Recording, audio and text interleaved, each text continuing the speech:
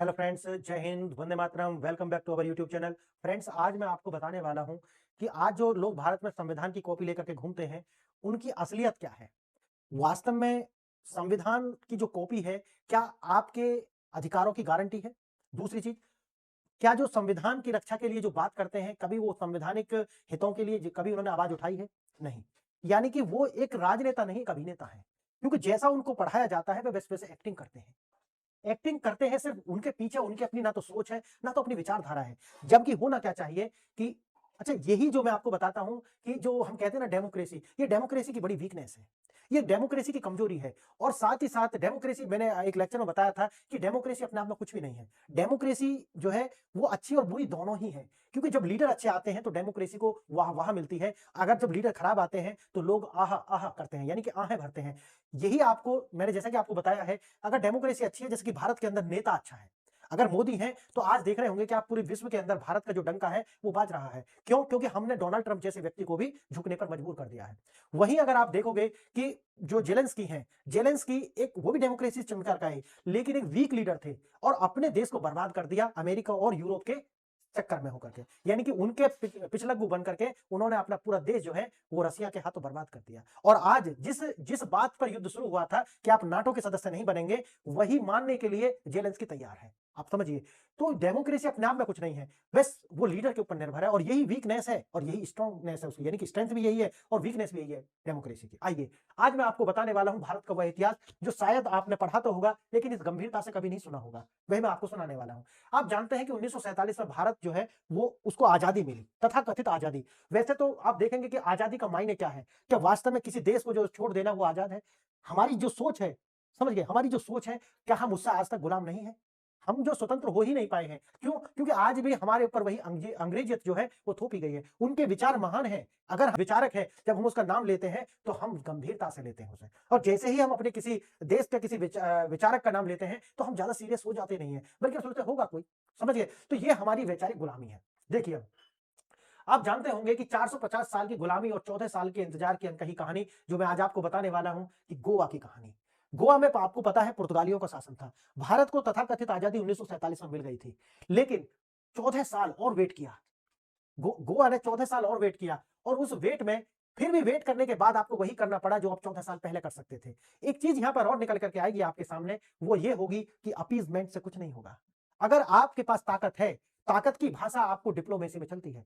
आप अच्छे हैं, नैतिक रूप से सक्षम हैं, ये कोई नहीं मानने के लिए तैयार। पूरी दुनिया के अंदर आप नैतिक रूप से कितने भी अच्छे हो, उससे कुछ नहीं होने वाला। आपके पास शक्ति है, शक्ति है तो आप जो है सक्सेसफुल हो जाएंगे। आप देखिए, ये उसी की कहानी है। किस प्रकार से हैदराबाद को भी शक्ति के तहत भारत में विलय किया गया, लेकिन वही शक्ति हम अपीजमेंट करते रहे 14 साल तक गोवा में पुर्तगालियों का, लेकिन पुर्तगालियों ने गोवा को खाली करने से मना कर दिया। लेकिन जब तक हमने उन पर कार्रवाई नहीं की, वो यहां से भागे नहीं। जब हमने उन पर कार्रवाई की, उन्होंने 24 घंटे के अंदर घुटने टेक दिए और झुक गए और यहां से भागने के लिए तैयार हो गए। तो इससे एक सीख मिलती है। क्या सीख मिलती है? कि शक्ति, शक्ति की ही पूजा होगी, याद रखना आप। तो वही मैं आपको आज को बताने वाला हूं कि 15 अगस्त में हमें आजादी मिली, लेकिन आजादी वास्तव में हमें नहीं मिल पाई। गोवा, दमन और दीव, यहां पुर्तगाली झंडे लहरते रहे और भारत की धरती पर एक यूरोपीय शक्ति का जो कब्जा है वो लगातार होता रहा। देखना, यहां पर और यहां पर। सिर्फ राजनीतिक गुलामी नहीं, सांस्कृतिक दमन की क्रूरता का इतिहास भी जो रहा है। और आपको मैं एक बात बताऊं, मैंने एक वीडियो बनाई थी और इसी चैनल पर मैंने उस वीडियो को अपलोड किया था। आपको एक बात मैं बताता हूं इसमें, इसी चैनल पर इसी चैनल पर मैंने एक वीडियो अपलोड की थी, आप पीछे जाकर के प्लेलिस्ट में देखेंगे, आपको मिल जाएगी, जहां पर मैंने बताया था कि किस प्रकार से गोवा के ऊपर पुर्तगालियों ने अत्याचार किए हैं। वहां पर लोग कह रहे थे कि भाई अलग अलग तरीका के कमेंट थे, लेकिन मुझे उससे भी कोई फर्क नहीं पड़ता। क्यों? क्योंकि सच्चाई तुम छुपा नहीं सकते। क्यों? आज जो इंफॉर्मेशन है वो आपके टिप्स पर है, आप एक क्लिक करेंगे इंफॉर्मेशन आपको मिल जाएगी। क्लियर? तो इसीलिए आप क्या कहते हैं उसका कोई फर्क नहीं पड़ता है, सच्चाई बदल नहीं जाएगी आपके कहने से। अब देखिए, सिर्फ राजनीतिक गुलामी ही नहीं, जो मैंने अभी आपको बताया है, सांस्कृतिक क्रूरता जो है वो भी लगातार हो रही थी। और मैंने उसी लेक्चर के अंदर जो है बहुत सारी बातें बताई थी। अब जाकर के पूरी लेक्चर रिपीट करना संभव नहीं है, लेकिन आप इसके साथ में वो लेक्चर भी देखेंगे तो आपको पूरी कहानी समझ में आ जाएगी। 450 साल का शासन, दुनिया सबसे लंबे औपनिवेशिक शासन में से एक पुर्तगाल का दावा। गोवा कोई कॉलोनी नहीं, ये एक पुर्तगाल का हिस्सा है, ऐसा वो बोलते थे। वो कहते थे कि गोवा तो हमारे पुर्तगाल का हिस्सा। कहां पुर्तगाल और कहां गोवा? देखिए आप। धार्मिक हमला, स्थानीय लोगों को ईसाई बनाने का स्पष्ट एजेंडा, मंदिर तोड़े गए, पूजा पाठ और पारंपरिक रीति रिवाज जो है उनको भी तहस नहस किया गया। ठीक, उस वीडियो में मैंने सारा बताया, दोनों को एक साथ करके देख लेना।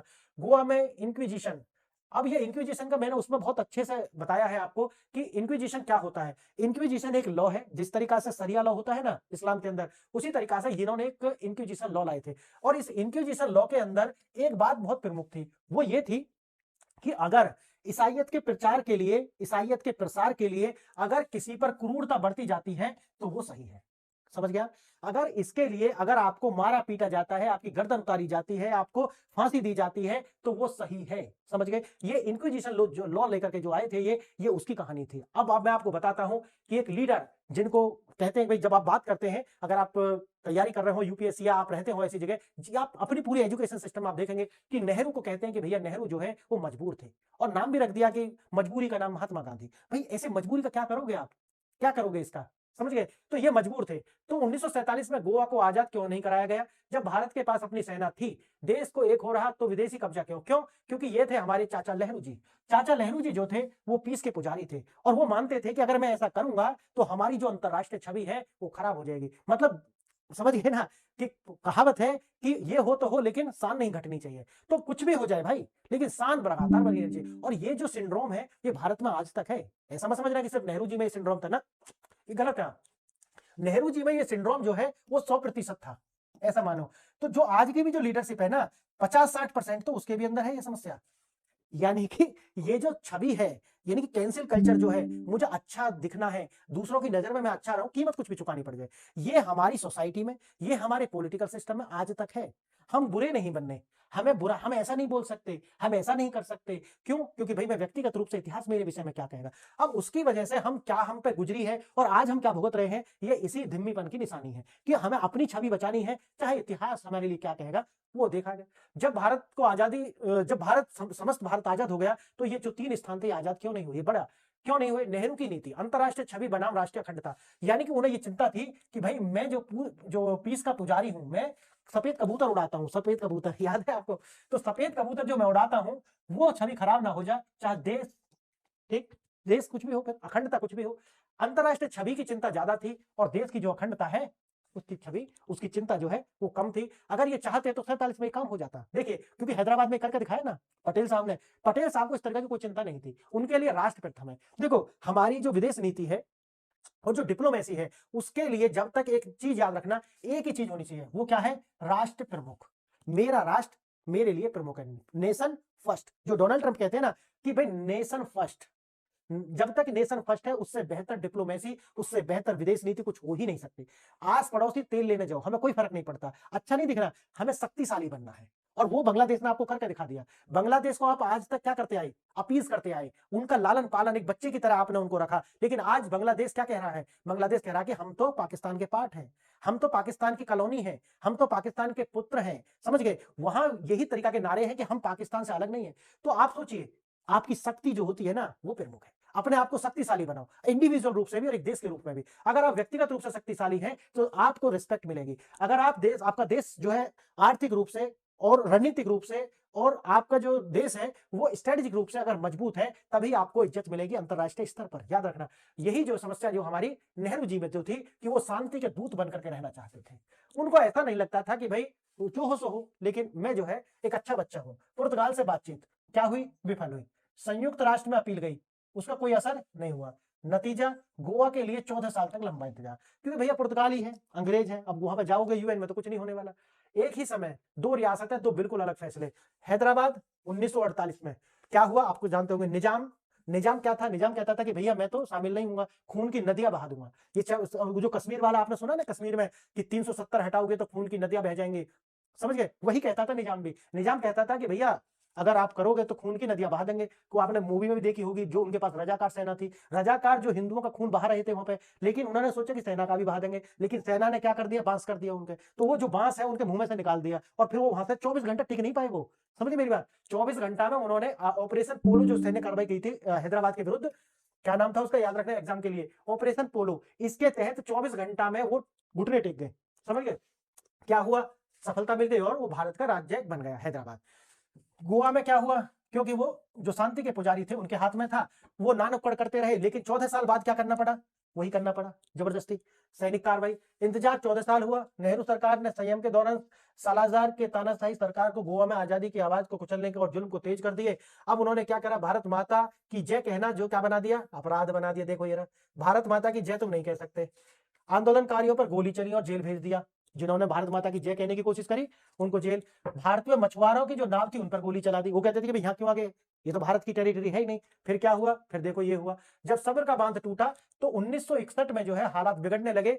पुर्तगाली सेना द्वारा भारतीय मछुआरों और नागरिकों पर लगातार हमले होते रहे और यह भारत की संप्रभुता और आत्मसम्मान के लिए एक सीधी चुनौती थी। और फिर हमें क्या करना पड़ा, सैन्य कार्रवाई। अब होता है विजय दिवस, जिसे बोलते हैं ऑपरेशन विजय, 18 दिसंबर 1961।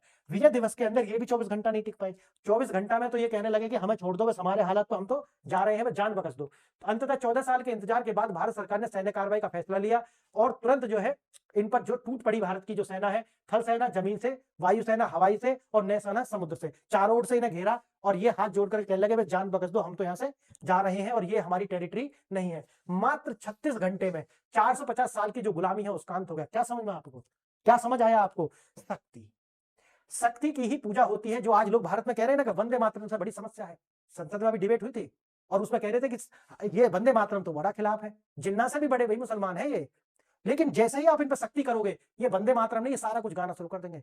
सारा कुछ थाने के अंदर, वो बोलते हैं ना हमारे जो रिटायर्ड आईपीएस अधिकारी हैं, वो बोलते हैं, वो क्या कहते हैं, वो कहते हैं कि थाने में जाकर के और वो दरोगा के पैरों में ऐसे नाक रगड़ते हैं। जो कहते हैं ना कि हम तो सिर्फ उसके आगे झुकते हैं, वो सबके आगे झुकते ही नहीं, उल्टे हो जाते हैं, उल्टे।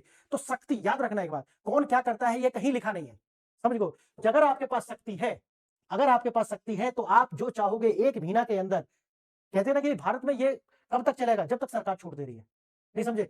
भारत के अंदर ये जो जितना जो चल रहा है कि हम ये नहीं करेंगे, हम भारत माता की जय नहीं बोलेंगे, हम वंदे मातरम नहीं गाएंगे, हम फलाना नहीं करेंगे, हम तो भारत में ही रहेंगे, भारत से छोड़ करके नहीं जाएंगे, हम बांग्लादेशी हैं फिर भी भारत में रहेंगे। कब तक रहेंगे? जिस दिन तक सरकार चाह रही है। जिस दिन सरकार ने चाह लिया कि नहीं रहेंगे, नहीं समझे, जिस दिन सरकार ने चाह लिया नहीं रहेंगे तो नहीं रहेंगे। जिस दिन भारत सरकार ने चाह लिया कि वंदे मातरम, भारत माता की जय सब बोलेंगे, सब बोलेंगे। पर ये चीज याद रखना, क्योंकि सरकार और सेना, समझ गए, इसके आगे जीत नहीं सकते। तो इसीलिए जो लोग आज ये बोल रहे हैं ना कि हम ये नहीं करते, वो नहीं करते, वो मैं बता रहा हूं जब तक नहीं करते जब तक सरकार सोच रही है। सरकार कह रही ठीक है करने लगेंगे, अच्छे बच्चे सुधर जाएंगे, थोड़ा लॉलीपॉप दो, थोड़ा इन्हें खवाओ पियाओ, थोड़ा मिठाई दो, हो जाएंगे शायद। जब नहीं होंगे तो क्या, गोवा और हैदराबाद। हमारे पास इतिहास, इतिहास बताता है आपको, एक जीत पर यह क्या बहुत देर से मिली, हाँ मिली, लेकिन निर्णायक थी। और एक इतिहास का जो पाठ है ये आपको पढ़ा करके गई। क्या पढ़ा करके गई? ये पढ़ा करके गई कि जब कोई ना माने तो क्या करना चाहिए। और ये तो बताया ना कि बिन भय न हो प्रीत। भगवान राम भी समुद्र की याचना करते रहे, राम की शक्ति पूजा में आपने पढ़ा होगा निराला जी का, लेकिन समुद्र नहीं माना। लेकिन जैसे ही बाण उन्होंने तान लिया, समुद्र ने रास्ता दे दिया, त्राहिमाम। तो मेरा मानना है कि आपको शक्ति से निपटना पड़ेगा। जब बात नहीं संभले तो शक्ति पर आ जाओ। शक्ति, गोवा मुक्ति सिर्फ एक जमीन का टुकड़ा नहीं बल्कि स्वाभिमान की वापसी है। और स्वाभिमान की वापसी नहीं बल्कि एक ऐतिहासिक पाठ भी है। और यह कहानी हमें सिखाती है कि राष्ट्रीय अखंडता और संप्रभुता के मामले में निर्णायक नेतृत्व और विकल्प नहीं होता। यह होना ही है, यह लेना ही पड़ेगा, विकल्प नहीं है। जो संविधान की वकालत करते हैं वो ओवैसी का विरोध नहीं कर पाए। जब वो अंदर बोल रहा था कि हम भारत माता की जय नहीं बोलेंगे, तो जिन्ना से बड़ा मुसलमान है क्या? समझिए इसे, बोलना ही पड़ेगा। वो जो अमित शाह ने बोला था ना उसमें कि मानना ही पड़ेगा। भारत का कानून है। जो वहां पे बोल रहा था जो मुस्लिम सांसद था कि हम ये नहीं मानेंगे कानून, दूसरी बड़ी आवाज, अमित शाह ने क्या बोला? मानना ही पड़ेगा। तुम यहां पर चॉइस से नहीं हो। क्यों हो यहां पे? क्योंकि तुम्हें देश मिल गया। और ये कहने की जो लीडरशिप में जब तक हिम्मत नहीं आएगी, ये बकैती इस तरीके से चलती रहेगी। जिस दिन इस देश की लीडर, धीमी लीडरशिप में ये कहने की हिम्मत आएगी कि तुम्हारा नहीं है, ये देश तुम्हारा नहीं है, तुम यहां पर सिर्फ एक पाकिस्तानी हो, 1947 के बाद में यहां पर रह रहे पाकिस्तानी हो। क्यों? क्योंकि देश आधार था धर्म, देश के विभाजन का आधार था धर्म। ध्यान रखना इस बात को। तो फिर आप किसी भी तरीका से नहीं कह सकते। और 1946 में जो चुनाव हुआ था, 1946 में मुस्लिम लीग के लिए पाकिस्तान जो बटा था उसके लिए जो चुनाव हुआ था, उसको वोट करने वाले यही तो लोग थे। और कौन थे? तो आपके पास ना तो नैतिक आधार है ना कानूनी आधार है। संविधान लिखा गया वही लोगों ने, वो लोग जो पाकिस्तान बंटवारे के चलते चले गए, पाकिस्तान वापस आए और संविधान सभा में शामिल हो गए। इतिहास गवाह है। इस बात का इतिहास है। इसीलिए मेरा मानना है कि जब बात आती है राष्ट्र हितों की, तो निर्णायक नेतृत्व की जरूरत है, वहां विकल्प नहीं होते। हमारी सरकार है जितनी जल्दी इस चीज को समझ जाएंगी, राष्ट्र की एकता और अखंडता के लिए ये बहुत ज्यादा जरूरी है। सिर्फ संविधान की बात करने और लाल किताब हलाने से नहीं होता। देश की एकता और अखंडता के लिए खड़ा होना और सारी विचारों से ऊपर उठना, अपने निजी हित और पॉलिटिकल हित जब आप दांव पे लगा देते हो, तो लाल किताब हलाने के मायने समझ आते हैं। जो भारत की जनता है ना, ये मूर्ख नहीं है, याद रखना। अब ये सब चीज बातें जो है खुल करके सामने आ गई हैं। इसीलिए आपको जो गोवा का जो मैंने आपको बताया कि किस तरीका से गोवा आजाद हुआ, इससे क्या सीख मिली, आप मुझे बताइए। वीडियो कैसा लगा, इस वीडियो को शेयर कीजिए, अपने दोस्तों के साथ शेयर कीजिए और कमेंट कीजिए, क्योंकि कमेंट करने से जो है हमारी रीच मिलती है। तो फ्रेंड्स, आज के लिए इतना ही। आपने मेरी बातें ध्यान से सुनी, इसके लिए धन्यवाद। नमस्कार।